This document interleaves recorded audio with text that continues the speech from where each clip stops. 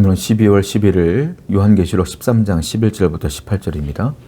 내가 보매 또 다른 짐승이 땅에서 올라오니 어린 양같이 두 뿔이 있고 용처럼 말을 하더라.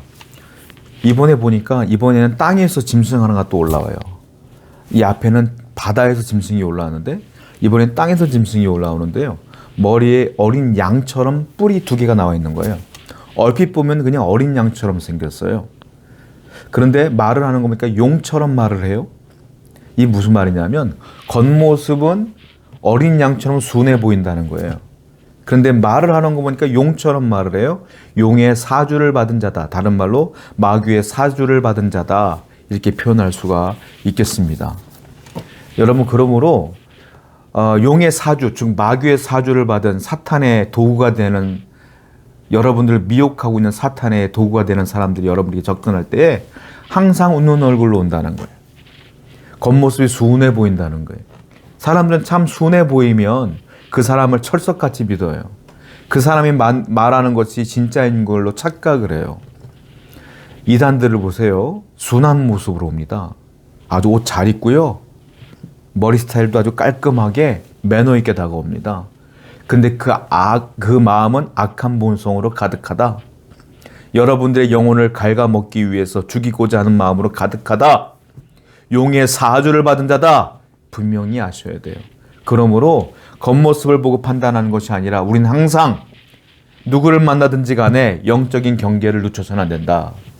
그 말 한마디 한마디에 진위를 파악하기 위해서 주님께 늘 부르며 기도해야 된다라는 겁니다. 12절.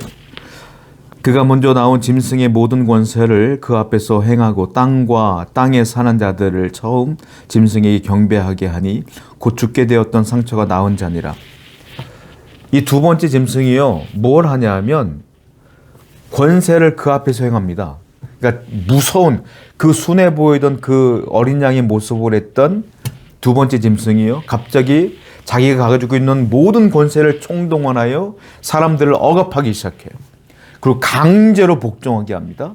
그러면서 누구를 복종하게 하냐면은 먼저 나왔던 바다에서 왔던 그 짐승, 머리가 상하게 되었던 그 짐승, 그 짐승의 머리가 다시 살아났잖아요. 그 짐승을 섬기게 하는 거예요.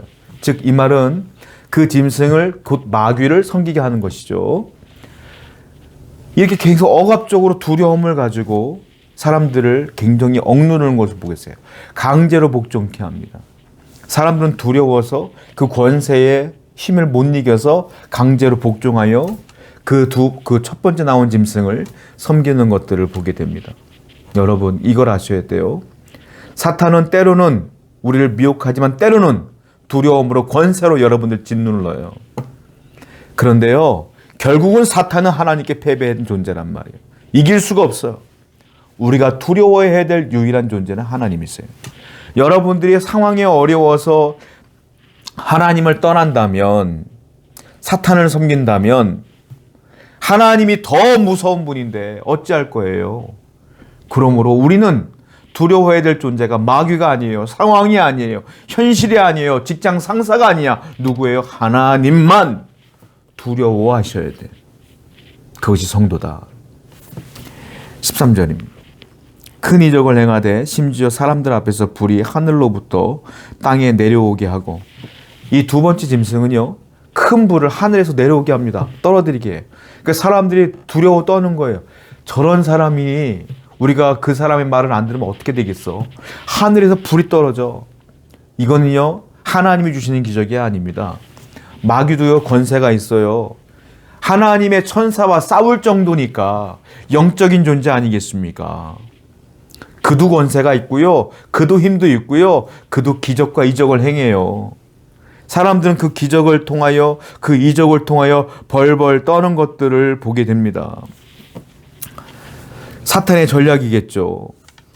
하늘에서 불이 떨어지니까. 여러분, 이걸 아셔야 돼요. 사탄도 기적을 행하지만 성도는 그 기적을 따라 현혹돼서는 안 돼요. 언제나 우리는 하나님 말씀을 따라 행하는 자가 돼야 된다. 예수님도요, 의도적으로 기적을 행하는 걸 별로 좋아하지 않았어요. 기적을 보고 사람들이 쫓아오니까 예수님은 산으로 도망갔어요. 왜?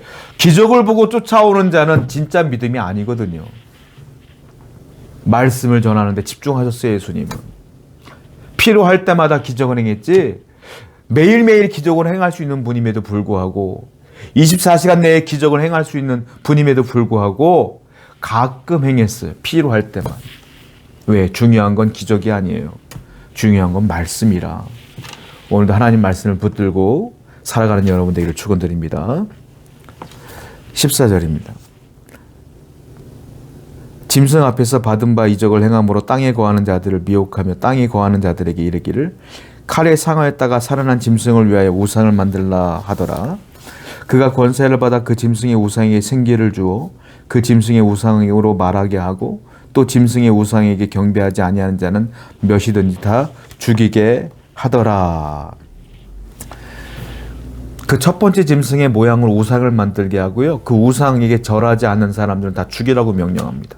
한마디로 말하면 우상을 섬기지 않으면 살 수 없게 만든 거예요. 그 사람들은 어쩔 수 없이 그 우상을 섬길 수밖에 없는 것이죠. 여기까지 보면 여기 두 번째 짐승은 엄청난 권세를 가진 것 같아요. 거의 온 세계를 통치할 정도의 권세를 가진 것 같아요. 이 사람 말 한마디 한마디에 이 짐승 한마디 한마디에 사람들은 벌벌 떨 수밖에 없고 사람들을 죽이라고 해도 사람들은 어떤 말도 할 수 없을 정도의 권세를 가진 것 같습니다. 사람의 생사의 열탁권을 가진 것 같아요.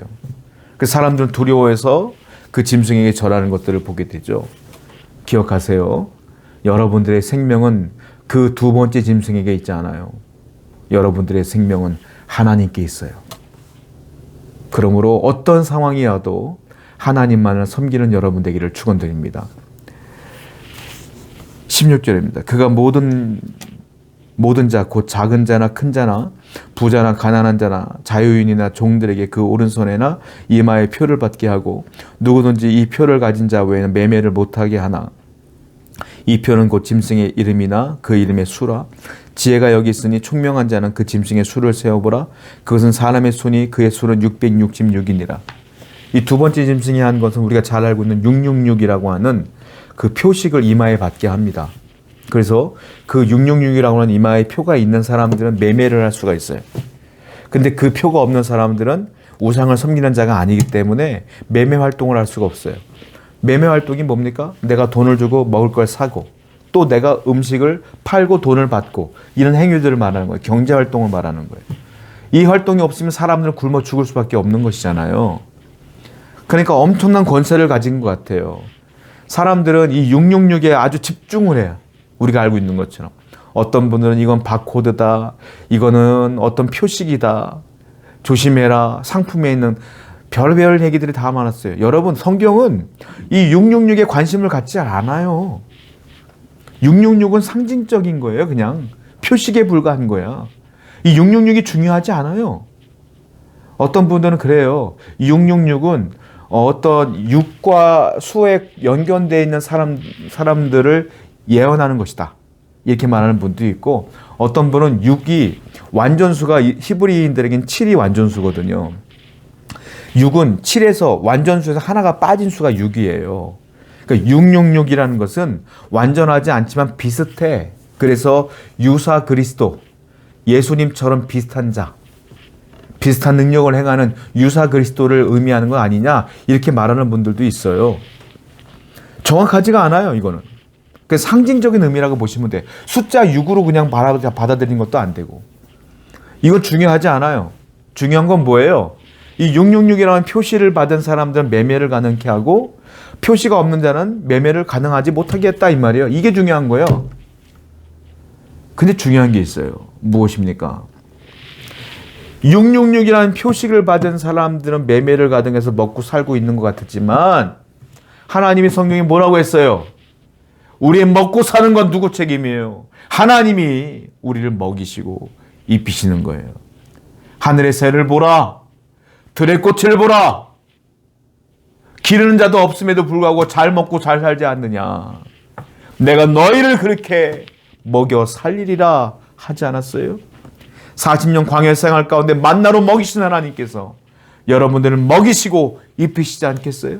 아무리 힘 있는 누군가가 여러분들을 못 먹게 하더라도 매매 활동을 못하게 하더라도 하나님만 섬기는 여러분들을 하나님이 가만 놔두겠냐는 거예요. 그러므로 세상의 환경이 흔들리지 아니하며 고난에 흔들리지 아니하며 끝까지 하나님만 붙들고 살아가는 여러분 되기를 축원드립니다. 기도하겠습니다. 우리의 인생은 하나님이 책임지십니다. 그러므로 하나님만 붙들고 살아갈 수 있도록 인도하여 주옵소서. 예수님의 이름으로 기도드렸습니다. 아멘.